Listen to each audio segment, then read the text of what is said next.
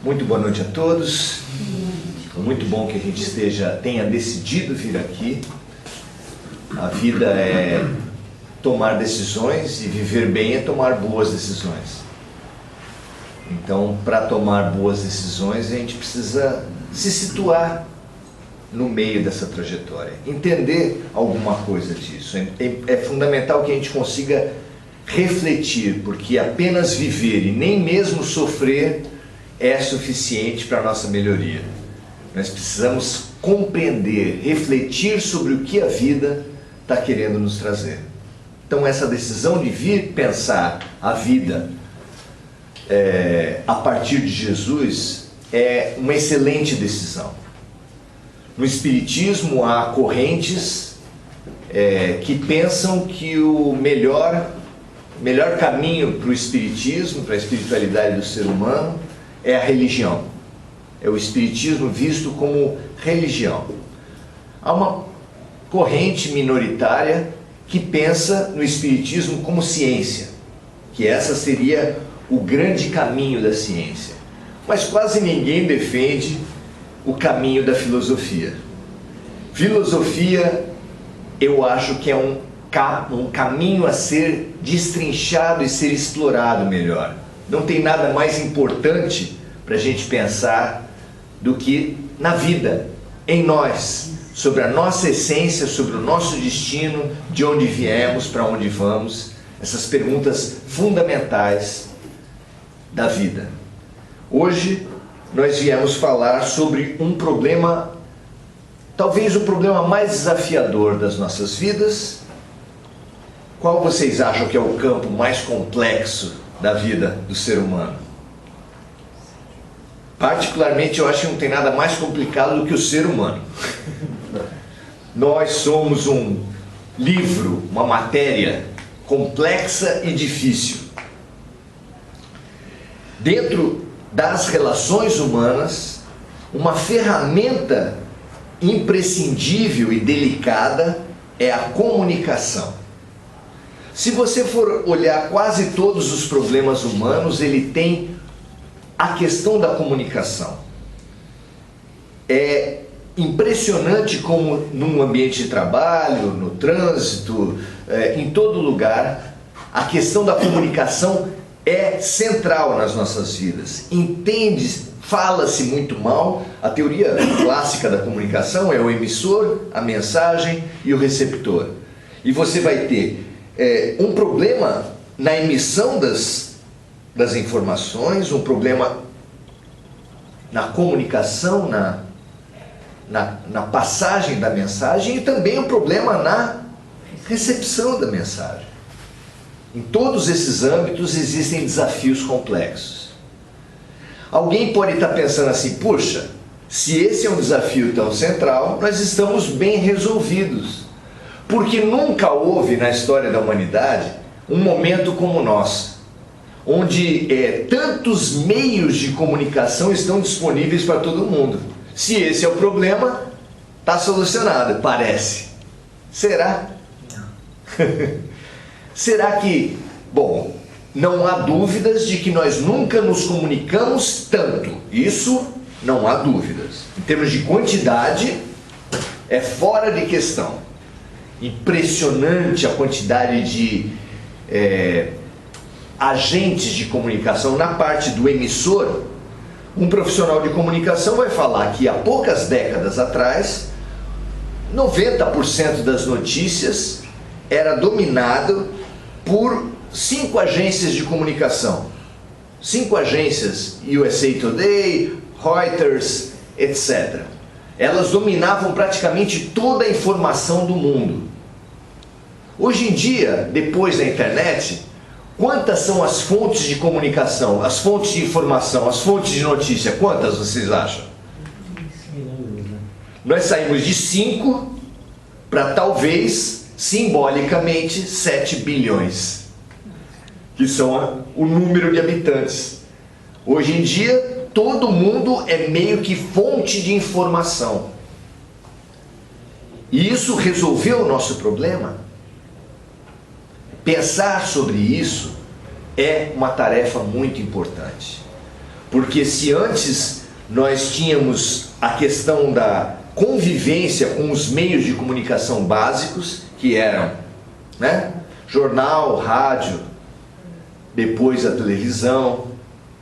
Hoje, com a internet, nós temos uma quantidade de meios de notícias fabulosa. E o Caetano Veloso, há muito tempo atrás, muito antes da internet, ele tinha uma música que ele falava: e quem lê tanta notícia? Né? Hoje em dia, quem está atualizado? Quem pode se dizer, eu estou atualizado? Muito difícil, muito difícil. Então, o desafio da comunicação, ele hoje continua sendo central, não apenas na teoria da comunicação clássica, dos meios para com os consumidores, mas também no sentido da nossa comunicação uns para os outros. E especialmente, a gente pode ver que a comunicação, o problema geral da comunicação tem a ver muito com a espiritualização do ser. Porque muitas das questões de comunicação têm a ver com a nossa relação com o plano espiritual. Por exemplo, fake news. Será que tem fake news do plano espiritual para nós? Será que manipula-se informações para dominar e para manipular mentes e pessoas do plano espiritual para cá? Será que existe isso? Tem uma passagem de um livro de André Luiz que um obsessor manifesta a sua técnica de obsessão espiritual. E eu acho isso muito útil. Se tiver alguém candidatando-se a ser obsessor, já pode, né, se capacitar um pouco melhor. Mas certamente todos nós que não quisermos ser manipulados espiritualmente, também é muito interessante conhecer. Diz esse obsessor, para André Luiz, que a técnica dele é perceber o tema da pessoa. Qual é o tema da pessoa? De acordo com a literatura espírita, isso não é uma tarefa muito difícil, porque nós formamos à nossa volta do corpo espiritual telas mentais, formas de pensamento, que mostram quais os pensamentos mais constantes de cada um. Já imaginou que complexo que é isso? Como deve ser difícil mentir em algumas dimensões do plano espiritual, porque você tem televisões, vamos dizer assim, telas mentais à sua volta dizendo quais são os seus pensamentos prevalecentes. E é em cima desse pensamento dominante, que ele chama de tema, que ele utiliza para manipular as mentes. Por exemplo, uma pessoa que é muito fixada, que temas existem?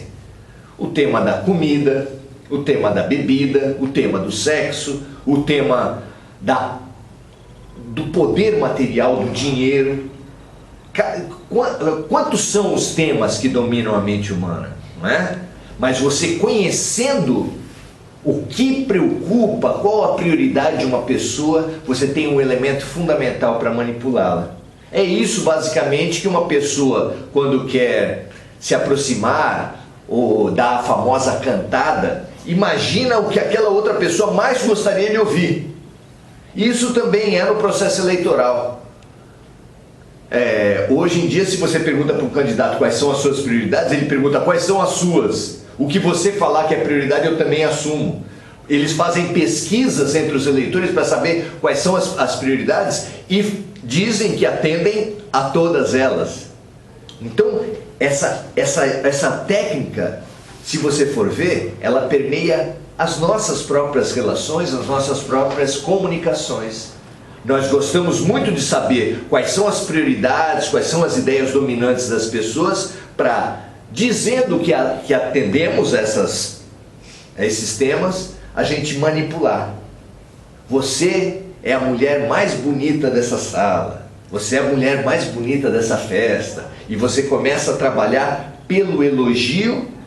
Por exemplo, um candidato a prefeito chegou à conclusão de que aqui nesse bairro ele está meio fraco. Ele fez as pesquisas dele, porque tudo hoje em dia é com pesquisa, e ele sabe que aqui nesse bairro ele está fraco. Ele escolhe um líder comunitário daqui para falar assim: rapaz, sempre admirei seu trabalho, você é uma pessoa fantástica, acho que você daí começa a elogiar.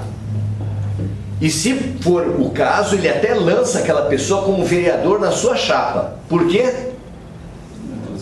Claro, para ficar forte naquele bairro onde ele era mais fraco, ou num certo tema. Por exemplo, a temática, ele percebe que o eleitorado feminino está menos suscetível à sua mensagem, e aí ele escolhe quem? Para ser vice, quem para ser, não é? Todos nós sabemos desse jogo eleitoral. E isso acontece em inúmeras estratégias, seja de marketing, seja de colocação de produtos, o produto eleitoral entre um deles, e mesmo nas nossas relações. A comunicação é um tema extremamente delicado nas nossas vidas. E a fake news, você passar notícias mentirosas para manipular situações, não é um problema só da internet, não é um problema só da política, não é um problema só da cantada, ele vai acontecer por todo lado, porque nós o tempo todo estamos querendo seduzir uns aos outros. Ou você acha que alguém consegue ser absolutamente verdadeiro no que fala para as outras pessoas? Existe um processo, um mecanismo de sedução em todas as relações, não apenas nas vendas. Na venda existe sedução? Sim. Na política a gente já chegou a essa conclusão. Quando você tenta passar qualquer ideia que você tenta passar, aqui inclusive, há um processo de sedução. E a gente precisa ficar, como nós nos relacionamos com as seduções? Quando alguém fala que se você tomar cerveja, você vai ter grandes amigos, viver alegre e ficar rodeado de gente bonita, e isso aparece lá na televisão, deve ser verdade. Não é assim que algumas pessoas pensam? Se isso é passado para a gente, como nos relacionamos com a informação, com a mensagem publicitária, com a sedução que é passada para a gente?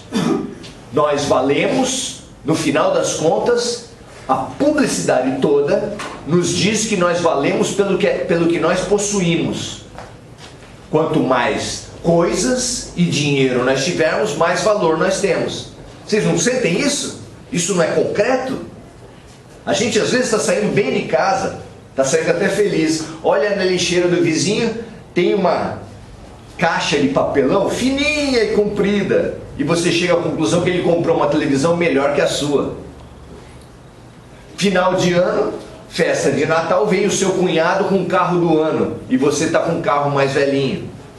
A gente acaba se achando menos porque tem menos. Se isso não fosse verdade para a média da humanidade, a publicidade seria uma força insignificante. Vocês acham que a publicidade tem alguma força na nossa sociedade? Basta dizer que um dos grandes estimuladores modernos da publicidade, quem foi? Quem foi o primeiro governante, ou o mais famoso, a desenvolver um ministro da propaganda? Adolf Hitler.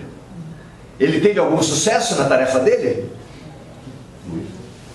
Um dos povos mais cultos da Europa, que era uma das regiões mais cultas do mundo, e até hoje, se deixou levar por uma ideologia toda construída com instrumentos de propaganda os mais delicados, os mais bem construídos. E hoje, a propaganda está por trás do quê? Existiria um esporte como a gente entende sem a propaganda? Existiria cultura como a gente entende sem a propaganda? A propaganda está por trás de grande parte das situações. E ela é sempre um mecanismo, é uma das vertentes da comunicação. E nós entendermos como isso é feito, como há uma tentativa de manipular nossas mentes em função do materialismo, que segundo Kardec deveria ser o grande inimigo de todas as religiões. Infelizmente, as religiões guerreiam entre si, mas quando nós nos percebermos o poder que assume o materialismo na nossa sociedade, o ter ao contrário do ser, o sensorialismo, onde sentir é mais importante de tudo, prazer a qualquer custo, como a gente vê nas cracolândias, como a gente vê nos bares, etc., a gente teria muito melhores condições de resistir à mensagem da matéria e de nos focarmos na mensagem fundamental, que é da espiritualidade. Emmanuel tem a oportunidade de fazer uma frase que eu tenho orgulho de repetir. Ele fala que, muito mais do que espiritismo, a humanidade precisa de espiritualização. Porque o espiritismo não é o único caminho da espiritualização do ser. Quais são os caminhos? Qual é a maneira de evolução, de espiritualização do ser? Ao surgimento do espiritismo, o dogma na Europa era: fora da igreja não há salvação. O que traz duas questões fundamentais para a gente. Será que só existem almas elevadas vinculadas ao catolicismo? É a primeira pergunta. Será que só tem gente boa no catolicismo? E a outra pergunta: será que todos os que estão ligados ao catolicismo são gente boa? E esses escândalos todos de pedofilia entre os sacerdotes mostram enfaticamente que não. Qual é a religião que é detentora apenas de virtuosos? Qual vocês acham? Depois dessa sucessão de escândalos que nós temos visto, pastores com problemas, médiums com problemas, qual é a religião que só tem gente virtuosa? Qual é a religião do futuro? Jesus falou que haverá um só rebanho e um só pastor. Aonde está essa virtude fundamental? É uma pergunta muito interessante. Os romances hoje em dia, Hermance Dufour, Dr. Inácio, eles têm uma coincidência, eles estão falando do Hospital Esperança, que é um local onde os religiosos vão. E não se preocupem, tem uma ala extensa para os espíritas, fiquem tranquilos. Por que o espírita e o religioso enlouquece depois da morte? Porque ele cumpre obrigações dos homens e espera ficar de bem com Deus. Então, se eu sou católico, eu cumpro os sacramentos. A pessoa inclusive se orgulha. O católico se orgulha: eu sou batizado, crismado, comungo, vou todo domingo à missa. Nessa fala fica claro que ele acha que por causa disso, por cumprir ritos humanos, ele é uma pessoa virtuosa, ele está de bem com Deus. Em outra doutrina, entre os evangélicos, as pessoas acham que o louvor e o dízimo são mecanismos fundamentais para a nossa elevação. E como a gente muda de rótulo, muda de religião, mas não muda de cultura religiosa, às vezes nós chegamos no espiritismo e automaticamente, sem perceber, começamos a rastrear. O que eu preciso fazer para ficar de bem com Deus? E aí vem alguém na frente e fala da noite da pizza, ou fala do caldo verde, ou fala da rifa, porque sempre tem alguma coisinha, porque precisa pagar as contas, precisa pagar o copo de descartável, o material de limpeza, e não há no espiritismo a mercantilização do serviço espiritual. Não se cobra por passe, por desobsessão, por palestra, etc. Então, tem que arrumar o dinheiro de alguma forma. Não é o problema por isso. O problema é nós estarmos sentados aí, ouvirmos isso e falarmos: está aí o dízimo do espiritismo. Fazendo isso, dando cesta básica, eu vou estar bem com Deus. isso funciona sem a gente perceber, e a gente vai montando ilusões entre a gente. No Hospital Esperança se conta de muitos dirigentes do Espiritismo, muitos trabalhadores que estão há 10, 20, 30 anos numa câmara de passe, dando passe, portanto, seus problemas se acabaram-se. A pessoa está bem espiritualmente. Será? Será? Vale a pena pensar a respeito disso, que a gente não pode se contentar com os rótulos. E aí há outro ponto de coincidência da questão da comunicação com a nossa relação com a espiritualização, com a espiritualidade. Por quê? Porque hoje você recebe uma mensagem na internet e quase que automaticamente você baixa toda a mensagem antes de ler para saber quem escreveu, quem assina. E ali, conforme quem assina, se você gosta dele, você já fala: boa mensagem, opa, vou prestar mais atenção. Se é uma pessoa que você não gosta, você já descarta. Luiz Fernando Veríssimo fala que o que tem de mensagem em nome dele é uma grandeza, porque as pessoas gostam de colocar, por exemplo, o nome dele. Kardec enfrentava o mesmo problema. Recebia milhares de mensagens do mundo todo, todas assinadas por santos, por pessoas, almas ilustres, espíritos de luz. Como ele fazia? O que ele precisaria fazer para perceber, para buscar a verdade no meio dessa enxurrada de informações espirituais que ele tinha, o que coloca ele num problema parecido com o nosso? Como situarmos a verdade no meio de tanta informação, de tanta situação? Ele falava: não se atenham às assinaturas. Não é precioso isso? O mesmo método dele serve para nós. Como ele trabalhava? Ele falava: busquem o significado, busquem o conteúdo da mensagem. Porque se tiver uma assinatura A ou B, o que interessa é o conteúdo. Outro método que ele usava muito era a universalidade das mensagens. Então, quando ele recebia, ele analisava o conteúdo de 2 ou 3 mensagens e depois avaliava se elas traziam noções, princípios, informações convergentes. Ele passava a escolher entre elas qual era a mais lúcida, a mais clara, e selecionava aquela mensagem. Por quê? Porque havia uma convergência. Se nós fizéssemos esses mesmos exercícios, se nós seguíssemos Kardec diante da internet, a gente teria uma muito maior lucidez, uma muito maior capacidade de discernir o que é bom e o que é ruim. Se você for lá em A Gênese, no livro dos médiuns, você vai encontrar mensagens assinadas por Jesus.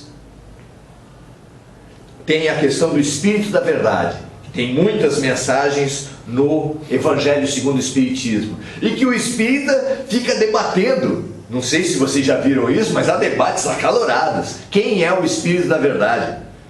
Alguns dizem que é João Batista, outros dizem que é o próprio Jesus, e as pessoas se pegam para isso.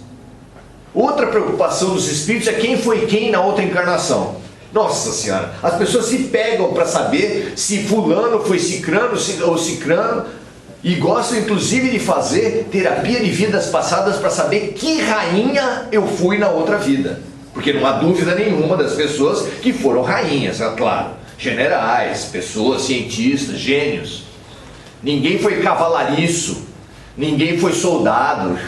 Não há. É a própria arrogância nossa. Então, nós precisamos rever a nossa relação com o mundo espiritual. Nós extremamos a nossa concepção do papel dos espíritos nas nossas vidas. Como assim extremar? Metade de nós coloca que nos espíritos está a fonte de todos os problemas. E as pessoas ficam se escorando atrás do obsessor. Do mesma maneira que em outras doutrinas tudo que tem de ruim é obra do demônio, No Espiritismo, tudo que tem de ruim é obra do obsessor. Não, a culpa não é minha, foi o obsessor, eu devo estar obsediado. Quem fala isso mudou de religião, mas não mudou de mentalidade. Não muda, continua pensando da mesma maneira, só mudou as palavras. Porque no Espiritismo fica absolutamente claro que o processo obsessivo começa pela sintonia que o obsediado oferece para o obsessor. Ou seja, alguma coisa, alguma influência espiritual é culpa do obsessor? Somos nós que abrimos a porta, somos nós que chamamos, somos nós que convidamos a influência espiritual a se instalar nas nossas vidas. Na internet é a mesma coisa, somos nós que damos força, nós que curtimos, nós que compartilhamos, nós que multiplicamos, como se, e algumas pessoas questionam o que você compartilha, você fala, eu apenas compartilhei. Como assim? Nós não temos responsabilidade por aquilo que a gente compartilha? Nós não temos responsabilidade sobre aquilo que a gente curte? Claro que sim, claro que sim. Então essa demonização do obsessor, ela não é correta e não é justa. Porque, às vezes, num trabalho de desobsessão, você vai descobrir, só com o diálogo, que entre o obsessor e o obsediado, o melhorzinho é o obsessor. Às vezes é isso. Por que o obsessor escolheu aquela pessoa para obsediar? Raciocinem comigo. Porque ele foi bonzinho na outra vida? É isso? Ele foi bem bacana, por isso que ele está obsediando? Claro que não. Claro que não. São relações que se envolvem num círculo de vinganças mútuas, onde numa vida um prejudica o outro e na outra o outro prejudica um. Parece o quê? Judeus e palestinos. Eu imagino que na fronteira entre Israel e a Palestina, passa um homem-bomba para um lado e um míssil para o outro e devem se encontrar, dá tchauzinho, porque há quanto tempo as pessoas estão se prejudicando? Não é verdade? E há quanto tempo nós estamos nos prejudicando por nos relacionarmos mal, por sermos violentos, por nos comunicarmos pessimamente? Está na hora da gente repensar nossa postura perante a vida, reconstruir as nossas relações. E o que é fundamental para a gente reconstruir a nossa comunicação, as nossas relações, a nossa vida? A receita da psicologia e de Jesus são convergentes. Lembra de Kardec? A convergência das mensagens? O mecanismo fundamental, segundo a psicologia, para a gente se relacionar, chama-se empatia. No ponto de vista de Jesus, usa-se a palavra compaixão. Tanto é que a receita para o nosso ideal existencial, nosso ideal existencial segundo Jesus é o... Nós estamos aqui para viver o quê? Para aprender a quê na Terra? O amor. Não há meio termo. Amarás o Senhor teu Deus de todo o teu entendimento, com toda a tua alma, e amarás o teu próximo como a ti mesmo. E o mecanismo para aprender a amar, para sair do egoísmo para o amor, qual é? Sair do ego e colocar-se no lugar do outro. Como é que Jesus formula isso? Lindamente. Faça ao outro aquilo que você gostaria que o outro lhe fizesse. E com esse mecanismo a gente vai saindo desse egocentrismo sobre o qual nós estruturamos a nossa vida. Será coincidência com empatia? O que vocês acham? Modernamente se usa a palavra alteridade. Alteridade vem da matriz outro. Descobrir o ponto de vista do outro. Como enriquece a alma de um homem pensar como pensa uma mulher. Vocês acham que é pouco desafio isso? Como pensa uma mulher? E para as mulheres? Tentar descobrir como pensa um homem. É pouco desafio isso? Vocês acham que o brasileiro teria alguma coisa a aprender com o japonês? O que vocês acham? Muita coisa.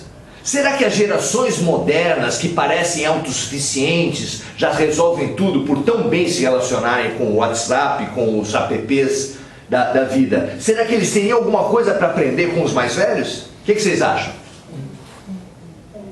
Será que nós, os mais velhos, teríamos alguma coisa para aprender com as novas gerações? O outro, esse grande enigma, esse grande desafio para a alma humana, sem assumir esse desafio, a gente fica querendo se sobrepor. E aí tem um conflito de gerações, tem a guerra dos sexos, tem as disputas nacionais, comerciais e militares, tem a luta de classes. Por quê? Porque a gente pega o outro, a gente pega o diferente e faz disso guerra, conflito. Será que foi para isso que Deus colocou a diferença na terra? Para a gente guerrear, disputar e se odiar? A história humana, lembra dos livros de história? A história que a gente aprendeu na escola era marcada pelo quê? Guerras, disputas comerciais, as lutas de classe, as lutas, o tempo todo luta é a razão, é a alegria, é o sentido da vida. Nós temos estruturado as nossas vidas em cima da guerra.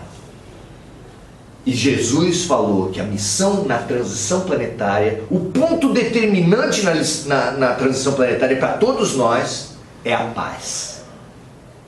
Tudo bem, a nota 10 da existência do amor é o amor. Mas alguém acha aqui que vai amar como Jesus amou nessa vida ainda? Dá pra gente? Então nota 10, nós não vamos tirar. Mas Jesus, grande professor, passou pra gente a nota 5. Qual é a nota 5 que vai fazer a gente passar raspando na transição planetária? Está lá no Sermão do Monte, nas bem-aventuranças. Mais precisamente a terceira bem-aventurança em Mateus 5. Lá está escrito da seguinte forma: bem-aventurados os mansos e pacíficos, porque eles herdarão a terra. Se alguém tem dúvida a respeito disso, vale a pena pensar. Como é que eu posso herdar a terra se eu já estou na terra? Como é que vocês acham? Você pode herdar uma coisa que já é sua?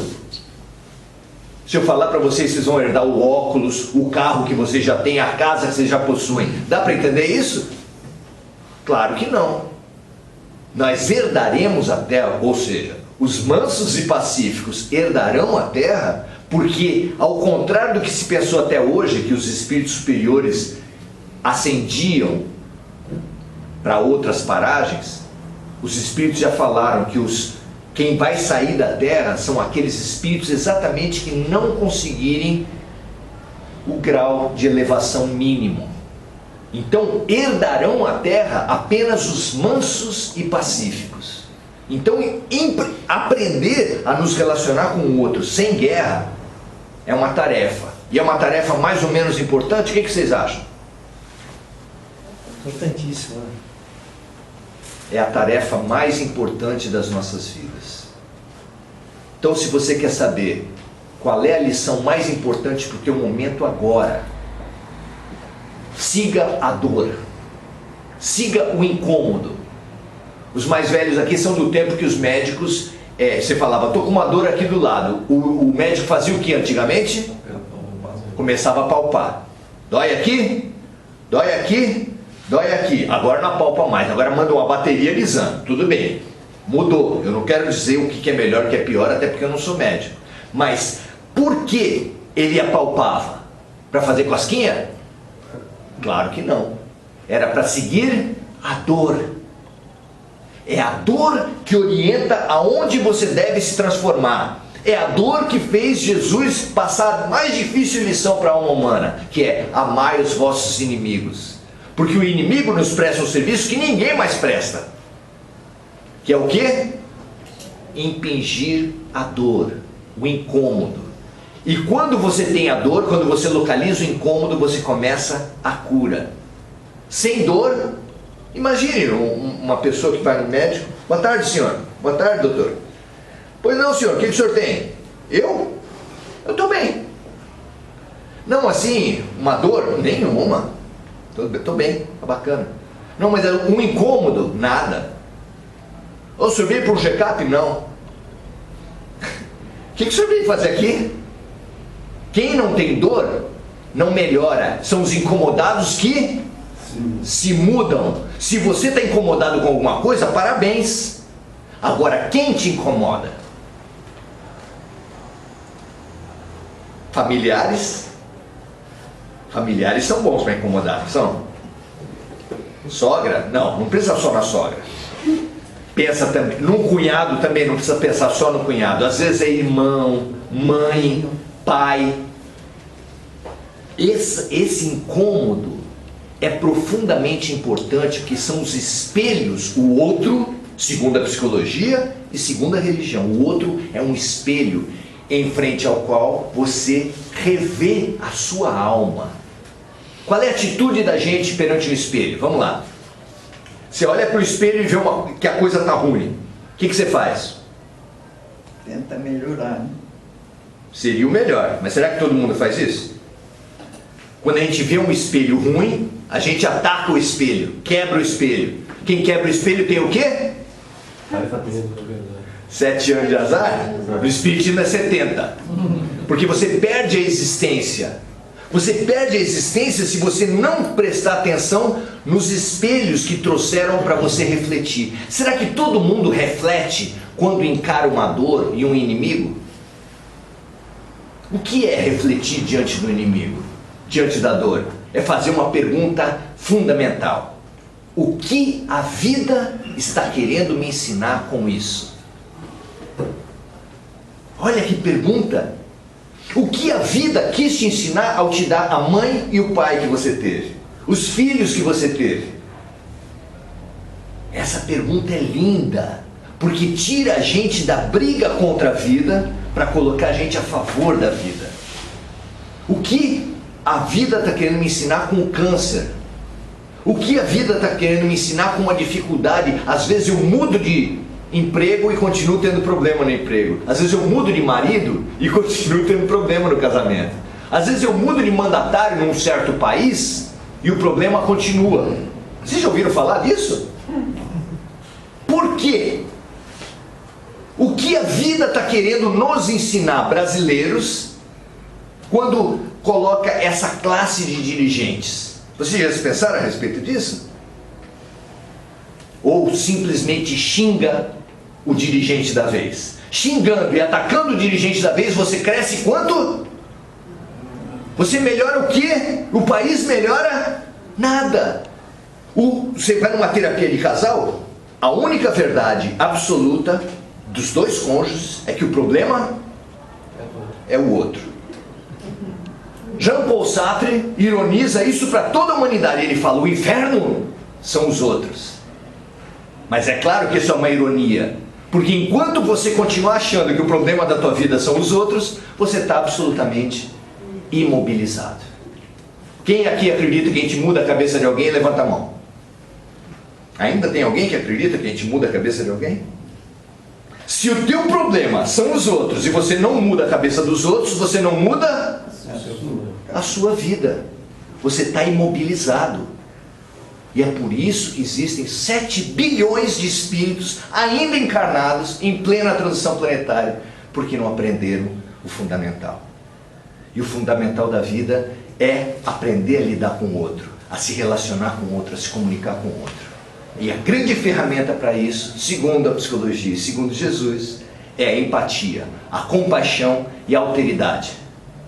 Nós estamos dispostos a parar de brigar com o outro, a parar de brigar com a vida para falar o que Deus está querendo me dizer com a vida que eu tenho? Essa é a pergunta de hoje. Boa noite. Obrigado.